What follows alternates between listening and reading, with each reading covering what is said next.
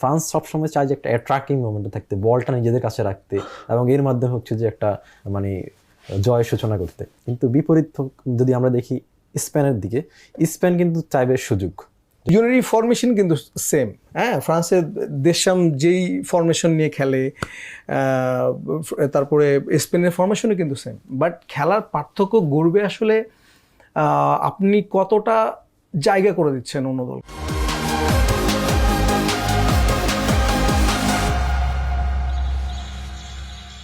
France নাকি Spain, আজ রাতে ফাইনালে যাবে কোন দল? একদিকে লামিনে ইয়ামালদের মতো তরুণ তারকাদের দাপট, অন্যদিকে এমবাপ্পেদের মতো অভিজ্ঞতাদের মিশেল। দর্শক সবাইকে স্বাগতম ঢাকা জার্নালের বিশ্বকাপ নিয়ে বিশেষ আয়োজন গ্যালারি থেকে বিশ্বকাপ অনুষ্ঠানে। সাথে আছি রাজিবুল ইসলাম। আজকের পর্বে আমার সাথে দুজন অতিথি আছেন। আমার ডানে আছেন মেহেদী হাসান চৌধুরী আর আমার বামে আছেন জাহিদ ই হাসান। দুজনকেই আমাদের স্টুডিওতে স্বাগতম। আর শুরুতেই মেহেদী ভাইয়ের কাছে জানতে চাই, আজ রাতে যে সেমিফাইনালটা হবে স্পেন বনাম ফ্রান্স, কোন দলকে এগিয়ে রাখবেন?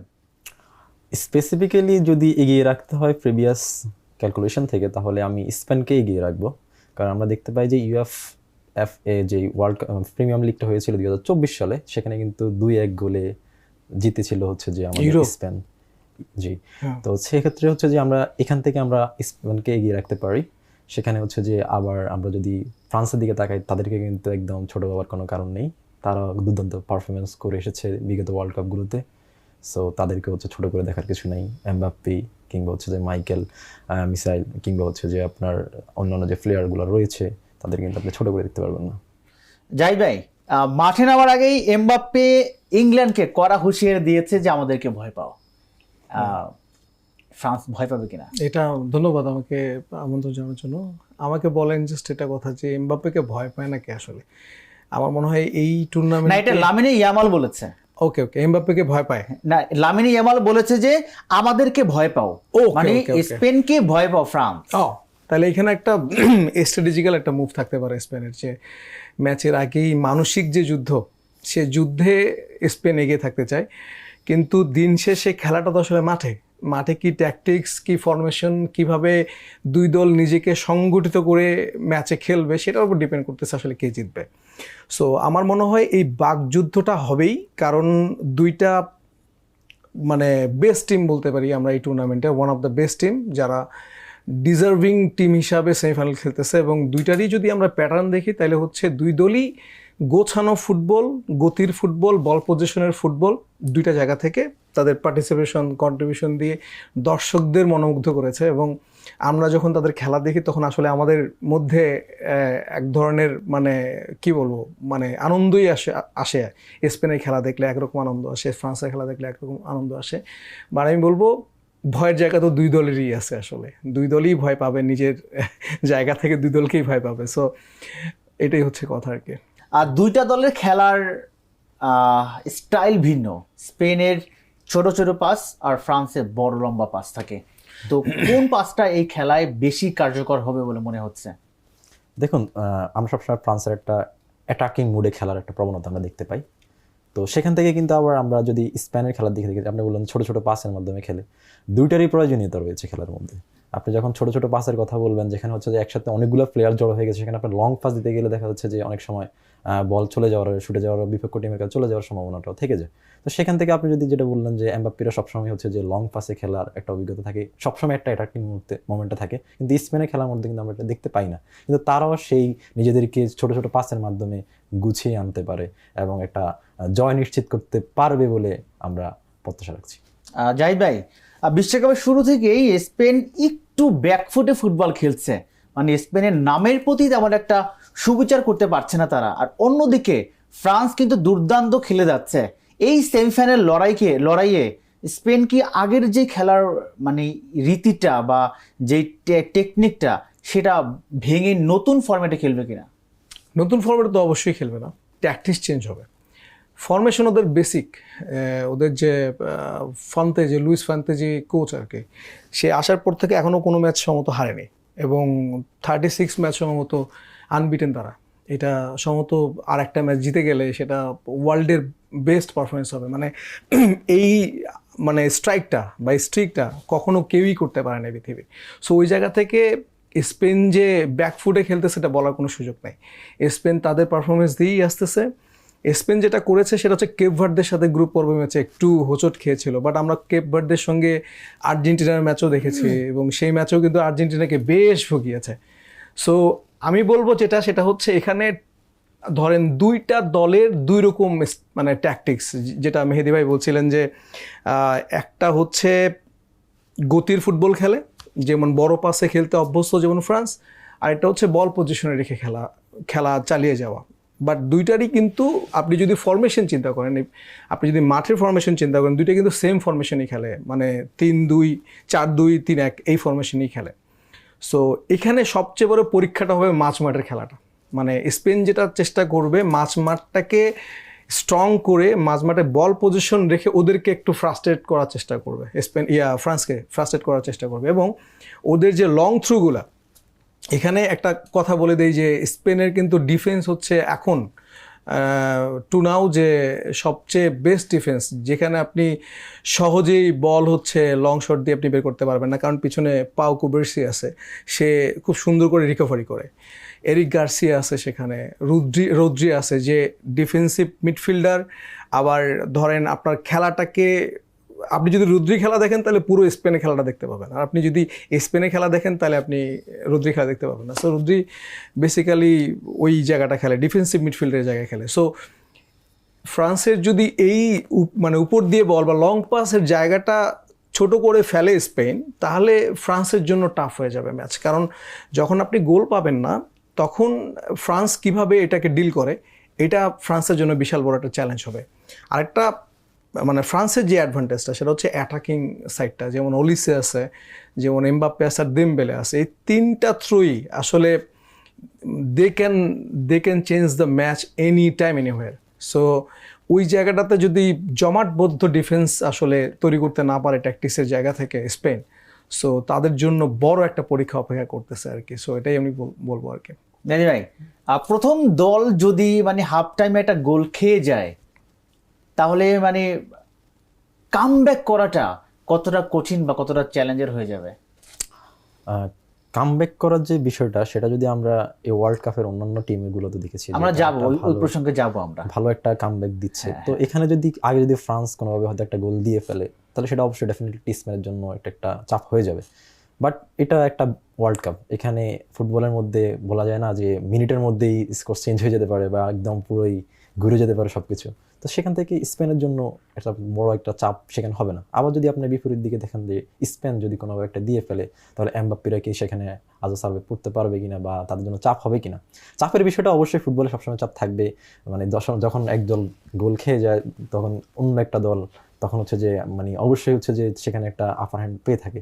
কিন্তু এখানে যে আপনি একটা স্ট্যাটিস্টিক দেখতে হবে যে ফ্রান্স আর হচ্ছে যে আপনার স্পেনের যে ম্যাচগুলো আমরা প্রিভিয়াসলি, তারা প্রায়, যেহেতু ইউরোপিয়ান দুইটাই দল, তারা প্রায় 36 ম্যাচেস ওভার দ্য খেলেছে। সেখান থেকে প্রায় 18টা ম্যাচই হচ্ছে কিন্তু স্পেনের নখদর্পণে রয়েছে, এবং আপনি বাকি যে 13টা মতো হচ্ছে যে আপনার ফ্রান্স জিতেছে, এবং ফার্স্ট ম্যাচ কিন্তু আমরা দেখছি ড্র হচ্ছে। কিন্তু এখন যেহেতু হচ্ছে যে এমবাপ্পে রয়েছে, কিংবা মাইকেল অলিভির মতো একটা প্লেয়ার আছে, ডাম্বলের মতো প্লেয়ারও রয়েছে, তারা যারা এখন হচ্ছে যে দুর্দান্ত খেলে থাকে এবং তাদের যে স্পিডটা থাকে, সেখান থেকে আমার কাছে মনে হয় যে স্পেন যদি কোনোভাবে মানে আগে একটা হাফ টাইমের আগে একটা গোল খেয়ে যায়, তাহলে তাদের জন্য অনেক চাপ হয়ে যাবে। ওকে, জাহিদ ভাই, স্পেনের তুলনায় ফ্রান্সের প্লেয়ারদের হাইট একটু বেশি, স্পেন প্লেয়ার একটু শর্ট, সেক্ষেত্রে ফ্রান্স একটু মানে বেশি সুবিধা পাবে কিনা খেলার মাঠে? এটাকে আচ্ছা আমি একটু মজা করেই বলি, এটাকে আপনি মানে ফিতা দিয়ে মেপে দেখেছেন কিনা আপনি দেখেন, আমি জানি না, আপনি দেখেন। বাট হ্যাঁ আমি বলি ফ্রান্সের তুলনায় স্পেনের প্লেয়ারদের হাইট একটু কম, আপনি মাঠে দেখেন। আচ্ছা আমি মাঠে দেখবো, ঠিক আছে, সমস্যা নাই, আমার তো আসলে ফিতা দিয়ে মাপার সুযোগ নাই, বাট আমার মনে হয় আপনি দেখেছেন। সো একটা জিনিস বলা যায় যে দুইটা টিমই কিন্তু ইউরোপিয়ান টিম, হ্যাঁ দুইটা টিমই ইউরোপিয়ান টিম। এর থেকেও বড় কথা হচ্ছে দুইটা টিমই আসলে tactically, physically there strong. But যে জিনিসটা আমরা মিস করতেছি সেটা হচ্ছে ফ্রান্স টিমে দেখবেন কোন ধরনের প্লেয়ার খেলে, যেমন এমবাপ্পে, ধরেন উসমান দেমবেলে, ওলিস খেলে বায়ার্ন মিউনিখে, এমবাপ্পে খেলতেছে হচ্ছে রিয়াল মাদ্রিদে, আর দেমবেলে কোথায় খেলে? পিএসজিতে খেলে। সো এই দেমবেলেকেও কিন্তু হচ্ছে লা লিগায় আমরা দেখেছি বার্সার সাথে খেলতে, এবং এমবাপ্পে এখন রিয়াল মাদ্রিদে খেলছে। কিন্তু আপনি যদি স্পেনের প্লেয়ারগুলো চিন্তা করেন, আপনার স্পেনের বেশিরভাগ প্লেয়ারই হচ্ছে লা লিগা থেকে। So they faced each other, দুই দলকে ফেস করেছে, এবং দুই দলেরই অতীত অভিজ্ঞতা বলে একটা জিনিস মনে রাখতে হবে, ফ্রান্স কিন্তু লাস্ট এই যে বিংশ শতাব্দীর পরে লাস্ট মনে হয় সবচেয়ে বেশি সেমিফাইনাল খেলছে তারা, এটা কিন্তু মনে রাখতে হবে। আর একটা মনে রাখতে হবে যে স্পেন 2010 যেটা তাদের বেস্ট টিম, যারা দুইবার ইউরো জিতেছে এবং একটা বিশ্বকাপ জিতেছে, সেই দলটা থেকে যখন হঠাৎ করে সব স্টার বের হয়ে যায়, নতুন করে দলটাকে সাজানো হয়, সেখানে ইয়ামাল নামে একটা প্লেয়ার যোগ হয়, এবং সেই ইয়ামালের নেতৃত্বে বা আপনি বলেন স্পেন একদম মানে আনবিটেন খেলা।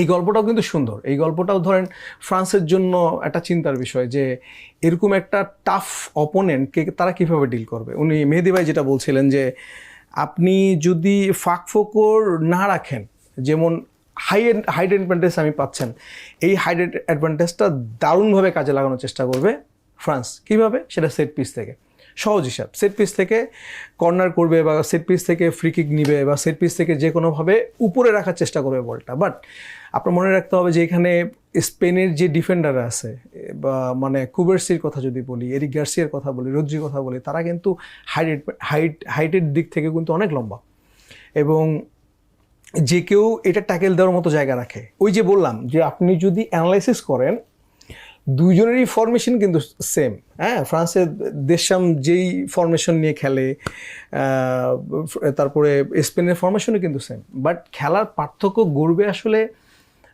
আপনি কতটা জায়গা করে দিচ্ছেন অন্য দলকে। আপনি যদি স্পেন যদি ধরেন, যেমনটা ভাই বলতেছিলেন যে স্পেন একটা গোল খেয়ে গেলে ফ্রান্সের জন্য চাপ হয়ে যাবে, ফ্রান্স একটা গোল খেলে স্পেনের জন্য চাপ হয়ে যাবে, কিন্তু কতটা কম্প্যাক্ট খেলতে পারতেছেন আপনি। যেমন এখানে এতটুকু বুঝবেন যে এতটুকু আমরা ধারণা করতে পারি যে বল পজিশনে ফ্রাস্ট্রেটেড হবে হচ্ছে France, they are going to মানে হাজল, তারা অনেক বেশি মানে হার্ড হবে তারা আর কি। এই পরীক্ষাটা বের করে এখান থেকে লং পাস বা কাউন্টার অ্যাটাকের স্ট্র্যাটেজি আসলে সাজাবে ফ্রান্স। আর কাউন্টার অ্যাটাকে ফ্রান্স কতটুকু মানে ভয়ঙ্কর সেটা আসলে যারা ফেস করেছে তারা খুব ভালো করে জানে। যেমন ধরেন মেক্সিকো ফেস করেছে, মেক্সিকোর মাটিতে গিয়ে, মেক্সিকোর ওই মাঠে কিন্তু 2টা ম্যাচ জিতেছে এর আগে হিস্ট্রিতে, 90 বছর হিস্ট্রিতে। সেখানে সে মেক্সিকোর সাথে খেলেছে কি, সরি আমি মনে হয় ফ্রান্সের সাথে মেক্সিকোর মিলিয়ে ফেলতেছি। যাই হোক, ফ্রান্স এইখানে অ্যাডভান্টেজ আছে, সেটা হচ্ছে গতির অ্যাডভান্টেজ, আপনি যেমন বললেন ফিজিক্যাল অ্যাডভান্টেজ। সেখানে আবার স্পেনের কম্প্যাক্ট অ্যাডভান্টেজ আছে, যেখানে ধরেন ইয়ামাল যে কোনো মুহূর্তে একটা মিরাকেল ঘটায় দিতে পারে, যেটা আসলে ফ্রান্সের জন্য একটু ওকে। ইয়ামাল প্রসঙ্গ যেহেতু আসলো, দুই দলের খেলার মাঝে আলাদা কিছু তারকা প্লেয়ার থাকে, দুই দলেরই একাধিক তারকা প্লেয়ার আছে। স্পেনে যেরকম ইয়ামাল, ওইদিকে ফ্রান্সে তেমন এমবাপ্পে। দুই তারকার মধ্যে আলাদা কোনো লড়াই হবে কিনা?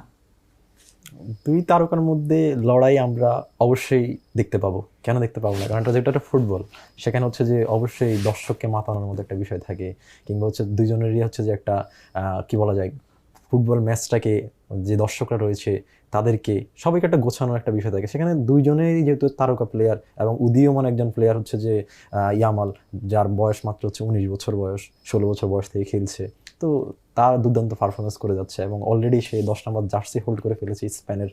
So he will play very well and আমাদেরকে একটা ভালো খেলা উপহার দেবে।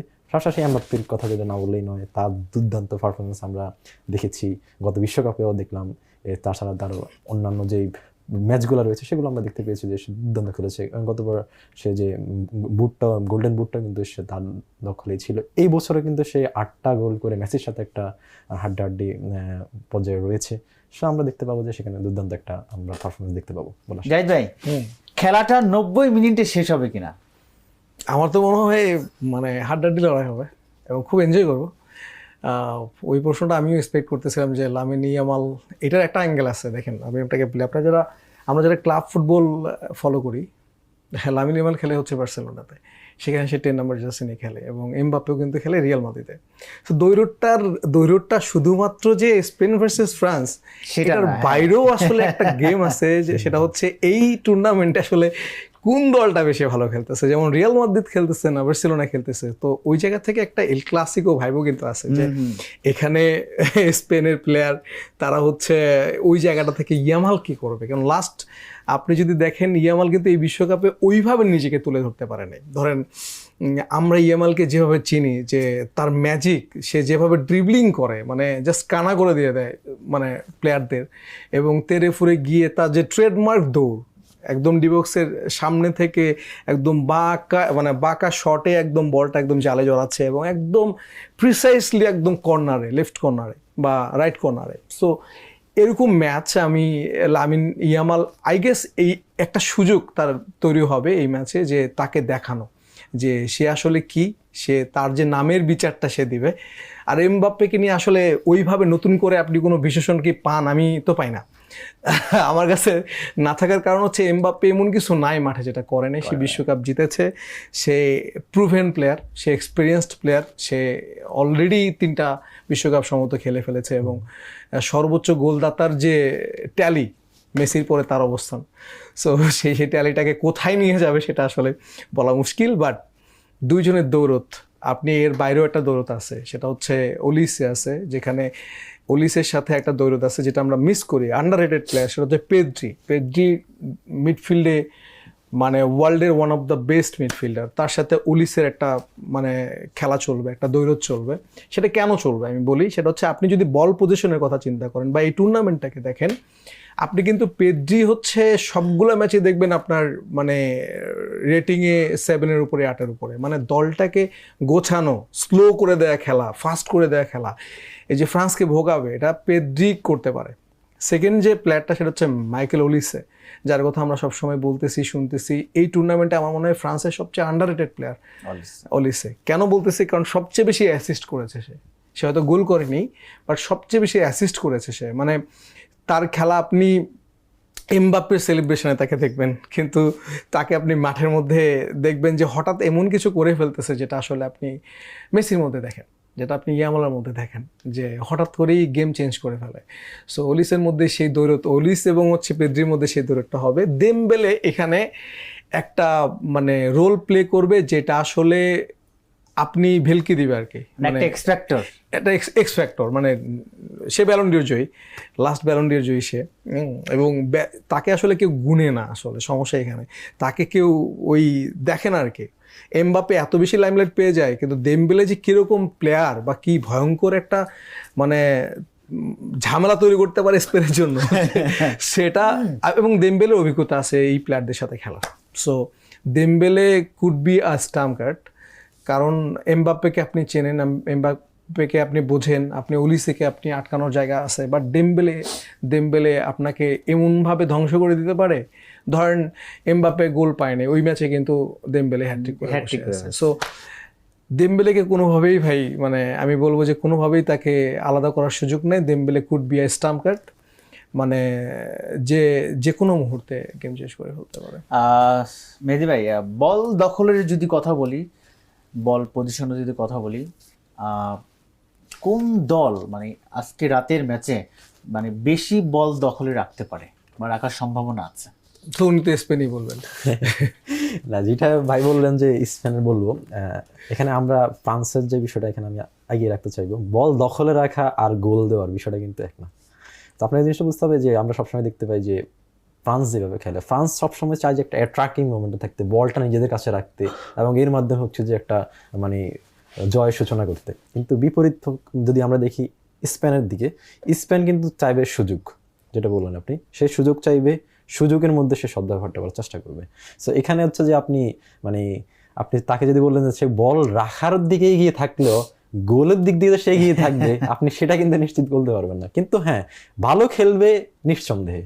আজকে একটা সুন্দর একদম মনোমুগ্ধকর দর্শকদের আগ্রহের একটা ম্যাচ, এবং বলা যায় যে ওয়ার্ল্ড কাপে one of the best match হতে পারে এই খেলাটি। তো সেখান থেকে আমি বলবো যে বল দখলের জায়গাতে যদি ফ্রান্স এগিয়ে থাকে, কিন্তু সুযোগের সদ্ব্যবহারের জায়গাতে যে স্পেন পিছিয়ে থাকবে, বিষয়টা এমন হবে না। জাহিদ ভাই, নিঃসন্দেহে দুই দলের গোলরক্ষকদের বড় পরীক্ষা দিতে হবে আজকে, কারণ একাধিক তারকার একাধিক শট গোল বারে যাবে, আর সেগুলো বড় পরীক্ষা দিতে হবে কতটা মানে কোন দলের গোলকিপারকে এগিয়ে আমি কতটা কনফিডেন্ট? হ্যাঁ, না, মানে কোন দলের গোলকিপারকে এগিয়ে রাখবেন?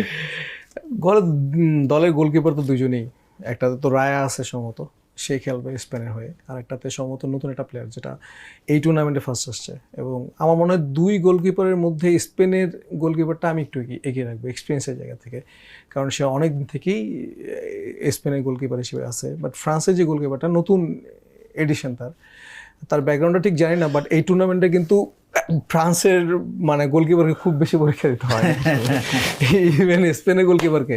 সো এখানে যেটা হবে যে অভিজ্ঞতার জায়গা থেকে রায়কে আমি এগিয়ে রাখবো, যেমন স্পেনের গোলকিপারটাকে আমি এগিয়ে রাখবো। কিন্তু এখানে সবচেয়ে বড় ঝামেলা হচ্ছে, সেটা হচ্ছে আপনি যখন গোলকিপারকে রিড করতে পারবেন না। যেমন দেখেন ওয়ার্ল্ডে এখন যারাই আসে গোলকিপার পর্যায়ে, ইউরোপের যে টিমগুলো আসে, আপনি দেখবেন যে তাদের গোলকিপারগুলো আনডাউটলি খুবই ভালো হয়, মানে টপ নচ হয়, মানে এরা ওয়ার্ল্ড ক্লাস গোলকিপার হয়। তো তাদেরকে কমনলি আপনি মানে ভেদ করে আগাইতে পারবেন না, বা গোল দেওয়াটা তাদের জন্য সহজ হবে না, আপনার কোনো টিমের জন্য সহজ হবে না। কিন্তু যেখানে আপনি আগায় যেতে পারেন সেটা হচ্ছে যদি ধরেন এক গোলে ড্র হয়ে যায়, বা ড্র কোনোভাবে হয়। ধরেন আমার মনে হচ্ছে যে 1 গোল স্পেন আগে দিল, দেওয়ার পরে ফ্রান্স একটা গোল দিয়ে দিল 90 মিনিটে, পরে দুই টিমই হচ্ছে এক্সট্রা টাইমে ড্র করে ফেললো, নেক্সট টাই ব্রেকারটা হচ্ছে খুব মজা হবে। কারণ এই জায়গায় হচ্ছে গোলকিপার হচ্ছে এখানে কিভাবে খেলতেছে তার উপর ডিপেন্ড করতেছে ম্যাচটা জয় কীভাবে হবে। বাট আমার মনে হয় ম্যাচটা বোরিং হবে। কেন হবে আমি বলি। বোরিং হওয়ার একটা বড় কারণ হচ্ছে, আমার যেটা মনে হয় পার্সোনালি, আই বিলিভ দ্যাট, সেটা হচ্ছে অনেক কুতকুত খেলা হবে আর কি। ঠিক আছে, বল ধরেন ফ্রান্স চেষ্টা করবে মানে বলটাকে ওই যে ক্রস করতে, ওইটা আবার রিবাউন্ড হবে, বল স্পেসে বেশি থাকবে। ঠিক আছে, সেকেন্ড বলটা স্পেন উইন করবে, স্পেন আবার কুতকুত খেলতে থাকবে। ঠিক আছে, সেই খেলাটা অনেক বোরিং হবে আমার মনে হচ্ছে। দুইটা দলের মধ্যে বল পজিশন অবভিয়াসলি এখানে ধরেন 60-র উপরে থাকবে হচ্ছে স্পেন, এবং ফ্রান্স 40%ও যদি পায়, they will be dangerous as they. আপনার সাথে আমি আরেকটু অ্যাড করি, সেটা হচ্ছে যে স্পেন তো মানে বল যদি পায় তাহলে ওরা আস্তে আস্তে আস্তে আস্তে আস্তে আস্তে করে মানে চারপাশে ঘোরে খেলে, আর যদি ফ্রান্স বল পায় ডাইরেক্ট গোলে মারে। হ্যাঁ, আচ্ছা, আমি যদি এবার গোলকিপারের কথা যেহেতু আসলো, এবারে বিশ্বকাপে গোলকিপারদের যেই চমকপ্রদ মানে পারফরমেন্স, এটা দেখে কি মনে হচ্ছে এবারের বিশ্বকাপটা কি গোলকিপারদের জয় জয়কার? গোলকিপাররা হ্যাঁ এবার তুলনামূলকভাবে গোলকিপাররা অনেক ভালো করতেছে, বা আমরা প্রিভিয়াস ম্যাচগুলো যদি আমরা স্ট্যাটিস্টিক্স দেখতে পাই, সেখানে কিন্তু তারা দুর্দান্ত সেভ দিয়েছে। তাদের যে ড্রাইভের মাধ্যমে বলটাকে একদম নিজেরা গোল বাক্স থেকে একদম দূরে সরিয়ে দেওয়ার যে একটা বিষয়টা আমরা দেখতে পেয়েছি, তারা দুর্দান্ত খেলেছে, সেখানে কোনো সন্দেহ নেই। কিন্তু ভাই যেখানে বললো যে আজকের ম্যাচটা নিয়ে যদি আমরা বলি যে আজকের ম্যাচটা যদি দেখা যায় ড্র থাকে, তারপর যদি টাইব্রেকার হয়, তাহলে কেমন হবে? তাহলে আমরা পুরোপুরি 2022 সালের যে বিশ্বকাপটা হলো সেটা আমরা দেখতে পাবো। তখন অলরেডি আমরা যখন দেখলাম যে 2022 সালের বিশ্বকাপে আর্জেন্টিনা কিভাবে হচ্ছে যে টাইব্রেকার, প্রশ্ন এখানে যোগ করা দরকার আমার মনে হয়, সেটা হচ্ছে আর্জেন্টিনা কাকে চায়? এই ফাইনালটা আপনারা কাকে চান? আমি তো এখানে আর্জেন্টিনা হয়ে আসিনি, আমি আর্জেন্টিনার বাইরে কথা বলতে আসছি। বাট আমি বলবো এই ম্যাচটা কেন ইম্পর্টেন্ট, শুধু স্পেন আর ফ্রান্সের ম্যাচ নিয়ে কথায় সীমাবদ্ধ না থেকে এটাকে একটু বিয়ন্ডে আমরা চিন্তা আমরা যাব আমরা শেষ করে যাব। আর্জেন্টিনা কাকে চায় সেটা হচ্ছে যাব। আচ্ছা ভাই শেষ করে না, তো সেটাই বলতে চাই যে আপনি যখন গোলকিপারের কথা বললেন যে কাকে হচ্ছে যে এগিয়ে রাখবো বা কাউকে আসলে এখানে পিছিয়ে রাখার কিছু নেই। আপনি যদি দেখেন গোল মানে হচ্ছে যে খাওয়ার যে বিষয়টা, সেখানে যদি আমরা স্পেনের দিকে দেখতে পাই, তাদের গোলের মধ্যে দুইটা বা একটা মনে হয় তারা হচ্ছে যে গোল এখন পর্যন্ত হচ্ছে যে বিপক্ষ টিম দিতে পেরেছে তাদের গোল বাক্সতে। আবার যদি ফ্রান্সের ক্ষেত্রে আমরা দেখতে পাই, সেম জিনিসটাই দেখতে পাবো। তো সেখান থেকে দুইজন যদি গোলকিপারকে আমরা যদি কম্পেয়ার করি একটা নির্দিষ্ট লেভেলে রেখে, তাহলে কাউকে হচ্ছে যে আপনি ফেলে দিতে পারবেন না। বাট আবারও যদি অন্যান্য যে গোলকিপাররা বিগত টিমগুলোতে ছিল তাদের সাথে যদি আপনি কম্পেয়ার করেন, নিঃসন্দেহে এবারের যে গোলকিপাররা রয়েছিল তারা দুর্দান্ত খেলেছে, এটা নিয়ে কোনো ডিবেট হতে পারে না। ওকে জাহিদ ভাই, জি আমরা যদি এবার একটু প্রেডিকশন নিয়ে কথা বলি, জি কারে কত দিবেন, মানে কে কয়টা গোল দিবে? আমার তো মনে হচ্ছে 2-1 ম্যাচ, ফ্রান্স 2 খুবই না, আমি স্পেনকে আগে রাখবো। স্পেনকে এগিয়ে রাখবো কেন, সেটা হচ্ছে এই বর্তমান যে ডোমিনেন্স আর কি ইন ইউরোপ, সেটা হচ্ছে ইউরোপে ডোমিনেন্টটা করতেছে হচ্ছে স্পেন। সো আমার মনে হয় তাদের যে আকাঙ্ক্ষাটা 2010 সালের পরে যে 16 বছরের আক্ষেপ, 16 বছর বসে থাকা এবং সেটাকে গুছিয়ে গুছিয়ে নিংড়ে আস্তে আস্তে ধীরে ধীরে এই জায়গাটাতে পৌঁছানো, সেটা একটা গল্প আছে, সেটা একটা দারুণ একটা মানে কামব্যাকের একটা জায়গা আছে। সেই জায়গা থেকে আমার মনে হয় স্পেন তাদের জীবনের সর্বশেষ অংশটুকু দিবে। They will give their best soul to the match. আর এই জন্য আমি 2-1 আগে রাখতেছি কেন, সেটা হচ্ছে যে ধরেন একটা গোল যদি কেউ দিয়ে দেয় তখন দুই দলই আসলে খুব সুন্দর একটা খেলা উপভোগ করতে পারবে এবং দিতেও পারবে, আমরাও দেখতে পাবো। যদি গোল না হয়, গোল না হলে কুতকুত খেলা হবে। গোল না হলে কুতকুত খেলা হবে, এই হচ্ছে ব্যাপার। 2-1 স্পেনকে। ওকে ভাই, মেহেদী ভাই কাকে এগিয়ে রাখবেন, মানে যে প্রেডিকশন বলি কি কয়টা গোল? আমার প্রেডিকশনে হচ্ছে যে 3-2 হওয়ার সম্ভাবনা রয়েছে। কারণ যখন হচ্ছে যে আমরা যেহেতু এটা একটা সেমিফাইনালের মতো একটা মানে খেলা, সেখানে হচ্ছে যে কোনো দলই চাইবে না যে কাউকে হচ্ছে যে দমিয়ে রাখতে, সেখানে একটা দুর্দান্ত খেলা হবে। ফলে এখানে দেখা যাচ্ছে যে গোলের যে প্রেডিকশনটা সেটা একটু বেশি হওয়ারই আমার কাছে মনে হচ্ছে বেশি হতে পারে।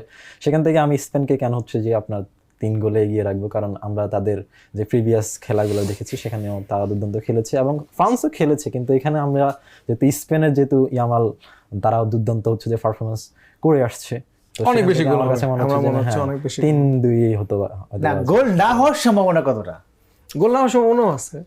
ধরেন স্পেন তো কুতকুত খেলবে এবং সামনে 2-1 দেখবেন ডিবক্সের ভিতরে খেলতেছে, এ ওরে দিচ্ছে, সে তারে দিচ্ছে, প্রজন্ম থেকে দিয়েই যাচ্ছে। ম্যাচ দেখা যাচ্ছে যে 20 ঘন্টা চলতেছে, স্টিল ওরা পাস দিয়ে যাচ্ছে, এরকম আর কি। কিন্তু গোলের সুযোগ আসলে স্পেন একদম ডেফিনেটলি, আপনি যদি বলেন 90% শিওর না হওয়া পর্যন্ত ওরা কিন্তু আসলে মানে ফাইনাল গোলবার শট মারে, হ্যাঁ গোলবার শট মারে না। সো ওই জায়গা থেকে আমার মনে হয় এখানে একটা প্লেয়ারের কথা আমরা ভুলে যাচ্ছি, দানি ওলমো এখনো পর্যন্ত কিন্তু সেভাবে জ্বলে উঠতে পারে নাই, but he is a fantastic player. সে যেভাবে পজিশন চেঞ্জ করে ডিবক্সে ঢুকে যায় এবং হঠাৎ করে দেখবেন যে দানি ওলমোকে শট নিতে দেখবেন। সো যেমন দেমবেলে ফ্রান্সের জন্য একটা important player, Dani Olmo will be the same important player for Spain also. So এটা একটা দারুণ মানে ম্যাচ আমরা দেখতে যাব, আইদার বোরিং আর না হলে হচ্ছে খুব একটা গোল হয়ে গেলে খুব রাফ অ্যান্ড টাফ, এবং দুই দলে যেভাবে মানে জোরসে হচ্ছে খেলায় মেতে থাকবে, সেটা দারুণ এনজয়েবল একটা। আপনার কাছে কি মনে হয় যে এটা বোরিং হতে পারে? হ্যাঁ, আমার বোরিং মনে হতে পারে, কারণ স্পেনের সাথে খেললে অপোনেন্ট টিম বোরিং হয়ে যাবে, ফ্রাস্ট্রেটেড হয়ে যাবে, ঘুমায় যাবে। কারণ কি আমি বলি, এইখানে ট্যাকটিক্সটা আপনার বুঝতে হবে। সেটা হচ্ছে এইখানে মিডফিল্ডে কারা খেলতেছে। পেদ্রির একটা জিনিস বলি আপনাকে, পেদ্রি কিন্তু যত ফাস্ট খেলা হোক, ধরেন আপনি 100 মিটার গতিতে দৌড়ায় আসতেছেন তার দিকে, সে সিম্পলি আপনাকে জাস্ট মানে চোখের নিমেষে আপনাকে এড়ায় নিয়ে বলটাকে স্লো করে দেবে। সো এই যে স্লো করার যে খেলা এবং স্লো হওয়ার ফলে যে খেলার সৌন্দর্য, যেমন টিকি টাকাটা আসলে ওরা খেলে, টিকি টাকার একটা সৌন্দর্য আছে, যারা আসলে বার্সেলোনা ফলো করে তারা বোঝে টিকি টাকার সৌন্দর্য। সেটা একটু হোল্ড করে করে হচ্ছে স্পেন। দেল ভস্কো থেকে শুরু হয়েছিল এই টিকি টাকার যুগ, যেখানে ইনিয়েস্তা, তারপর হচ্ছে জাভি আলোনসো, ঠিক আছে, অনেক ভালো ভালো প্লেয়ার ছিল যারা বুস্কেটস, যারা টিকি টাকাটাকে খেলতো। এটাকে ধারণ করে এখন টিকি টাকাটাকে এরা একটু করতেছে। সো ওই জায়গা থেকে বিপরীত টিমের জন্য অবশ্যই বোরিং একটা হয়ে যাবে, খুব ফ্রাস্ট্রেটিং, বাট মজা হবে। আমরা একটু আর্জেন্টিনা আর ইংল্যান্ড ম্যাচ নিয়ে একটু কথা বলতে চাই, যেটা আগামীকাল রাত 1টা বাজে অনুষ্ঠিত হবে। এই ম্যাচে যেভাবে হাইপ তৈরি হচ্ছে, সবাই ইংল্যান্ডকেই আমি দেখছি এগিয়ে রাখছে, সেক্ষেত্রে আপনি কাকে এগিয়ে রাখবেন? যেহেতু একজন আর্জেন্টাইন ফ্যান, তো বাস্তবতার নিরিখে আসলে কোন দলে? হ্যাঁ, সেখান দিয়ে বাস্তবতার নিরিখেও যদি বলি, ইংল্যান্ড যে খুব মানে একদম ছোট দল সেটা এরকম না, সবাই টপ লেভেলের একটা দলই। কিন্তু যখন আমরা মেসির সাথে বা মেসিদের সাথে যখন আমরা ইংল্যান্ডকে কম্পেয়ার করব, তখন কোনোভাবে হচ্ছে যে মানে ইংল্যান্ডকে আমি এগিয়ে রাখতে পারি না। কিন্তু দুর্দান্ত খেলা হবে। দুইজনই হচ্ছে যে মানে ওয়ার্ল্ড কাপে ভালো খেলেছে, দুইজনই হচ্ছে যে 6টা করে তাদের যে গোলবারে 6টা করে গোল ঢুকেছে। তো দুইজনের পজিশনটাই কিন্তু অনেকটাই সেম। ইংল্যান্ড হচ্ছে যে 6টা গোল খেয়েছে আর আর্জেন্টিনা কিন্তু আপনার 6টা গোল খেয়েছে। এদিক থেকে তাকালে কিন্তু তারা আবার দুজনই সমান্তরাল অবস্থায় রয়েছে। কিন্তু এখানে একটা যে বিষয়, যে মেসি কিন্তু আপনি দেখেন 11 মিনিটে 3টা গোল। তো এই যে একটা গেম চেঞ্জিং একটা প্লে মেকার, তার সাথে যখন ইংল্যান্ড যতই খেলুক না কেন, যতই হচ্ছে যে গোল করুক না কেন, কিন্তু গেমটা কিন্তু চেঞ্জ করে দিতে পারবে বলে আমরা প্রত্যাশিত। আর আরেকটা যে বিষয় সেটা হচ্ছে যে আপনার এখানে মেসি ছাড়াও আমাদের অন্যান্য যে প্লেয়াররা রয়েছে তারা যে হচ্ছে যে অ্যালভারেজ, মার্টিনেজ কিংবা ফার্নান্ডেজ, তারা কিন্তু আমরা দেখেছি যে গত যে ম্যাচটাতে সুইজারল্যান্ডের সাথে যে ম্যাচটাতে মেসি ছাড়াও কিন্তু তারা গোল করেছে। তার মানে আমরা শুধু মেসির উপর দিয়ে যে হচ্ছে নির্ভরশীল বিষয়টা এমনটা না, কিন্তু আমরা দেখতে পাচ্ছি যে মেসিকে ছাড়াও আমরা যে গোল করতে পারবো বা গোল করার মতো আমাদের অ্যাবিলিটি সক্ষমতা রয়েছে সেটা কিন্তু গত ম্যাচের মাধ্যমে প্রমাণ হয়েছে। জাহিদ ভাই, Messi England, Messi versus England, ইংল্যান্ডের অনেক তারকা প্লেয়াররা বলেছে যে মেসিকে ঘুম পাড়িয়ে রাখবে, মেসিকে জ্বলে উঠতে দেবে না, মানে বোতলবন্দি করে রাখবে, they will make Messi sleep. Messi কি আসলে ইংল্যান্ডের বিপক্ষে নিজের সেরাটা দিতে পারবে, নাকি ইংল্যান্ড মেসিকে আসলে মানে ব্লক করে রাখতে পারবে? আমি একটু ব্যাকগ্রাউন্ডে চাই। মেসি তো কখনো ইংল্যান্ডের সাথে খেলেনি, কখনো খেলেনি, ফার্স্ট টাইম খেলতেছে। কিন্তু ইংল্যান্ডের এই মেসির সঙ্গে ইংল্যান্ডের খেলা, এটার কিন্তু আপনাকে একটু ইতিহাসে একটু উল্টো পাতাও যেতে হবে। সেটা হচ্ছে ম্যারাডোনার সাথে ইংল্যান্ডের খেলা, ম্যারাডোনার আর্জেন্টিনার সাথে ইংল্যান্ডের খেলা। ওই ম্যাচে 2-1 সম্ভবত 2-0 2-1 জিতেছিল। ম্যারাডোনা 2টা গোল করেছিল, ইতিহাসের সেরা একটা গোল করেছিল এবং ইতিহাসের সবচেয়ে বিতর্কিত গোলটাও করেছিল সে, হ্যান্ড অফ গড যেটাকে বলি আমি। তো কেন ইংল্যান্ড এবং আর্জেন্টিনার ম্যাচটা এই টুর্নামেন্টের সবচেয়ে হাই ভোল্টেজ ম্যাচ কেন হবে, সেটা হচ্ছে একটা ঐতিহাসিক প্রেক্ষাপট আছে। ছোট করে বলি, সেটা হচ্ছে ফকল্যান্ড যুদ্ধ নিয়ে, আপনি জানেন নিশ্চয়ই। মালভিনাস দ্বীপটাকে নিয়ে যখন ইংল্যান্ড ওই আর্জেন্টিনা দখল করে, ইংল্যান্ড হচ্ছে, এটা 82 সালের কাহিনী, ইংল্যান্ড হচ্ছে এটা পুনর্দখল করে, সেই যুদ্ধে মোটামুটি 1000 খানেক মানুষ মারা গেছে। সেখানে বেশি মারা গেছে হচ্ছে আর্জেন্টাইন মানুষ আর সামরিক, অনেক বেসামরিক 4-5 জন বেসামরিক মানুষও মারা গেছে। সো এটা বেদখল হয়ে যায় আর্জেন্টিনার ওই দ্বীপটা, এখনও স্টিল ইংল্যান্ডে এটা দখল করে আছে। তো যখন 86-তে এই টুর্নামেন্ট বিশ্বকাপটা আসছে, তখন একটা মর্যাদার লড়াই চলে গেছে এই খেলাটা। যত না মাঠের খেলা, তার থেকে বেশি হচ্ছে মর্যাদার খেলা, মর্যাদা পুনরুদ্ধার আর্জেন্টিনা করবে কিনা সেটার খেলা। বিশ্বব্যাপী পলিটিক্সটাও তখন ঢুকে গিয়েছে আর কি, যে এখানে আসলে ফকল্যান্ড যুদ্ধের পরে আর্জেন্টিনা কীভাবে খেলে। সেই জায়গাটাতে ম্যারাডোনা বলতে গেলে জাতীয় বীরে পরিণত হয়েছে আর কি, যে 2টা গোল করে ম্যাচ জিতিয়েছে, কোয়ার্টার ফাইনালে, সেমিফাইনালে গিয়েছে আর্জেন্টিনা, আমি যদি ভুল না করি। তো এরপরে দেখবেন আপনি আর্জেন্টিনার সাথে ইংল্যান্ডের খেলা হওয়া মানে আর্জেন্টিনা জেতা আর কি, মানে 98 খেলেছে তখন জিতেছে। এর আগে 66-তে আর্জেন্টিনার সাথে ইংল্যান্ড জিতেছিল 1-0, আর সম্ভবত 62-তে একটা ম্যাচ খেলেছে, ওটা ড্র হয়েছিল। কিন্তু 5 ম্যাচেরই 3টাতে হচ্ছে ফলাফল, 4টাতে ফলাফল আসছে, তার মধ্যে 2টাতে আর্জেন্টিনা গেছে। তো আমি যেটা বলতে যাচ্ছি, এই ঐতিহাসিক জায়গা থেকে ম্যারাডোনা যেখানে জ্বলে উঠেছে, তার যে আইডল মেসির যে আইডল, আমার মনে হয় সে ইন্সপায়ার্ড হবে এবং এই টিমটা বেসিক্যালি মেসির জন্য খেলে। আপনি দেখবেন ওর সেলিব্রেশন দেখবেন মেসিকে নিয়ে, মেসিকে সেলিব্রেট করতেছে, মেসিকে as a team player celebrate করতেছে। আমার মনে হয় মেসি এই জায়গা থেকে একটু এগিয়ে থাকবে মেন্টালি, যে অন্যান্য ধরেন হ্যারি কেনের থেকে এগিয়ে থাকবে, বেলিংহামের থেকে এগিয়ে থাকবে। কারণ বেলিংহামের জন্মের পর থেকে, ঠিক আছে, কখনো ইংল্যান্ডে বিশ্বকাপ জিততে দেখে নাই, আর বেলিংহাম হচ্ছে 86-এর ফুটবলও দেখে নাই। সো ওই রাজনীতি, ওই যে তিতিক্ষা গল্প, এটা আসলে বেলিংহাম হ্যারিকেনরা কতটা করে সেটা একটা দেখার বিষয়। কিন্তু মনে মনে আর্জেন্টাইন ফ্যানরা সবসময় এটা চিন্তা করে যে কোনোভাবে ইংল্যান্ডের কাছে হারা যাবে না। সো ম্যাচটা শুধু মেসি ভার্সেস হ্যারিকেন ওলিস হচ্ছে না, মানে হ্যারিকেন আর হচ্ছে না, বেলিংহাম হচ্ছে না, এখানে অনেকগুলো গল্প আছে। তো আমি যদি সময় পাই সে গল্পগুলো আপনাকে বলতে পারি। ট্যাকটিক্যাল কিছু মাইন্ডসেটের খেলা আছে, যেমন ইংল্যান্ডের আপনি লাস্ট নরওয়ের সাথে যদি খেলা দেখেন, ইংল্যান্ড কিন্তু অনেক ভুগেছে। ম্যাচটা খুব যে সাবলীলভাবে যে টুর্নামেন্টে খেলে এসছে সেটাও বলা যায় না। আবার আর্জেন্টিনা যে খুব একেবারে জানপ্রাণ দিয়ে একদম দুর্দান্ত খেলে একদম ইনএভিটেবল খেলছে সেটাও না। আর্জেন্টিনা খুব ভুগে খেলেছে এবং আর্জেন্টাইন ফ্যানদের মনে খুব কষ্ট দিয়ে মানে এক্স গার্লফ্রেন্ড যেভাবে কষ্ট দিয়ে হচ্ছে আপনাকে করবে, ডিস্টার্ব করবে, আর্জেন্টিনা ঠিক একই কাজ করেছে। কিন্তু একটা জিনিস করেছে, আপনি খেয়াল করে দেখেন, গত বিশ্বকাপে কিন্তু আর্জেন্টিনা অনেক বেশি টাই ব্রেকারে জিতেছিল, ঠিক আছে, 2টা ম্যাচ টাই ব্রেকারে জিতেছিল। এখনো পর্যন্ত আর্জেন্টিনার ওই জায়গায় যাইতে হয়। সো এবং 2টা কামব্যাকের স্টোরি কিন্তু আর্জেন্টিনা লিখেছে, এর মধ্যে ইতিহাস লিখেছে। তো সো টিম স্পিরিট যদি আপনি চিন্তা করেন, তাহলে আর্জেন্টিনার বুস্ট আপ অনেক বেশি।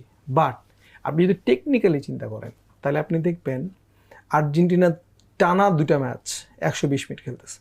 হ্যাঁ, তার মানে তাদের যে লেগস, তাদের যে শরীর নিস্তেজ হয়ে যাওয়ার কথা। এবং মেসি আসলে এইগুলো ম্যাচ পুরোটাই খেলেছে। সো মেসি খুবই পাওয়ারফুল একটা player for every team. But দিন শেষে আপনি যদি ফ্যাটিক হয়ে যান, আপনি যদি আপনার পায়ে যদি শক্তি না থাকে, এই ম্যাচটা যদি আবার 120 মিনিটে পৌঁছায়, তাহলে it will be harder for Argentina. But ওই যে দিন শেষে আপনার টিমে হচ্ছে এমি মার্টিনেজ আছে, he can divide the match, he can change the game with গোলকিপিং। আনবিলিভেবল গোলকিপিং আমরা দেখেছি গত বিশ্বকাপ। আমরা এই ম্যাচে 2টা জিনিস দেখতে পারি, একটা হচ্ছে বেলিংহাম, আপনার হ্যারিকেন, আর এদিকে মেসি, আলভারেজ, ম্যাকলিস্টার, লাউতারো মার্টিনেজ। এটা একটা কম্বিনেশন দেখতে পারি দ্বৈরথ। আর একটা গোলকিপারের দ্বৈরথ দেখতে পারি, সেটা হচ্ছে এমি মার্টিনেজ ভার্সেস পিকফোর্ড। দারুণ একটা ম্যাচ, আই গেস হোপফুলি আমরা দেখতে যাবো। আচ্ছা, আমরা যেহেতু অনুষ্ঠান শেষ পর্যায়ে, আমরা একটু প্রেডিকশন নিয়ে কথা বলি। আর্জেন্টিনার ইংল্যান্ড ম্যাচে নিশ্চয়ই আপনি আর্জেন্টিনাকে এগিয়ে রাখবেন, কত গোল এগিয়ে রাখবেন? দিয়ে আমরা প্রিভিয়াস গোলগুলো দেখি ম্যাচের, 3-3, 5টা ম্যাচে 3 আর একটা ম্যাচ হলো 2। তাহলে আমরা এই ম্যাচে অনায়াসে বলতে পারি যে আর্জেন্টিনা 3টা গোলের উপরেই করবে, 3টা। আর ইংল্যান্ডে যদি করে তারা হয়তো বা সর্বোচ্চ 1টা, আর যদি উপরে করতে পারে 2টা। মানে আমি 3-2 এর মধ্যে রাখতে চাইবো। জাহিদ ভাই, এত গোল হবে কিনা, মানে 3 গোল দিতে পারবে কিনা আর্জেন্টিনা? আমার মনে হয় না 3 গোল হবে। আমার মনে হচ্ছে যে এটা টাইব্রেকারে পৌঁছাবে। তার আগে 2-2, 1-1 করে এটা সম্ভবত টাইব্রেকারে পৌঁছাবে। এবং টাইব্রেকারে মেসি উইল, তার মানে কি মেসিরা হচ্ছে তাদের যে লেগেসিটা সেটা ধরে রাখতে পারবে না? তো মানে টাইব্রেকার জেতাও তো একটা লেগেসি না, সেটা ঠিক আছে, লেগেসি না? ঠিক আছে। না, অনেকেই মানে দেখছে যে এই মানে আপনি সেমিফাইনালে কি বলছেন যে ম্যাচটা হচ্ছে 90 মিনিটসে শেষ হয়ে যাবে? 19 মিনিটসে যেখানে সবারই ফ্যাটিক আছে, টানা 2টা ম্যাচ 120 মিনিট খেলা। সো ওই জায়গা থেকে আমার মনে হয় যে মেসিরা গোল খাবে, but they will come back with ratio. এবং এটা 2-2, 1-1 হতে পারে, এবং সেটা টাইব্রেকারে গিয়ে এমি মার্টিনেজ একটা সুন্দর খেলা দিয়ে সেটা আবার না, এটা তো আর মিশন, এটা তো ইংল্যান্ড। কামব্যাক কিভাবে হবে? কামব্যাকের আগে ইংল্যান্ডেরও তো কামব্যাকের হিস্টোরি আপনাকে দেখাইতে হবে। আর্জেন্টিনার সাথে কোনো কামব্যাক আছে ইংল্যান্ডের? না, কামব্যাক নাই। এই পুরো টুর্নামেন্টে ইংল্যান্ডের কোনো কামব্যাক আছে? না, ওটাই বলি না, আমি বলছি যে আর্জেন্টিনা তো মিশরের বিপক্ষে কামব্যাক করেছে। সেটা তো ইংল্যান্ড টিম, বড় টিম। এখন ইংল্যান্ডের বিপক্ষে খেলা, ওদের কামব্যাক। ব্রো, আমার যেটা মনে হয় যে স্পিরিটটা ম্যাটার করে। আপনি ইংল্যান্ড খেলেন, আপনি মিশর খেলেন, আপনি কেপ ভার্দে খেলেন, হোয়াট ইজ ম্যাটার্স, মানে হোয়াট ডাজ ম্যাটার, সেটা হচ্ছে আপনার স্পিরিট। আপনি কামব্যাক করতে চান কিনা, আপনার মেন্টালি আপনি ওই রকম ডিউরেবল কিনা, আপনি মেন্টালি অত স্ট্রং কিনা। আর্জেন্টিনা এই পুরো টুর্নামেন্টে যদি কামব্যাকের গল্প দেন, তাহলে সবচেয়ে বেশি যে টিম স্পিরিট হোল্ড করে সেটা হচ্ছে আর্জেন্টিনা। আরেকটা বিষয় হচ্ছে যে আমরা ফুটবলকে যদি আমরা খেলার মানে মাঠের খেলা হিসেবে দেখি, সেটা শুধু মাঠের খেলা না, এটা মাইন্ড গেমের একটা বিষয় থাকে এখানে।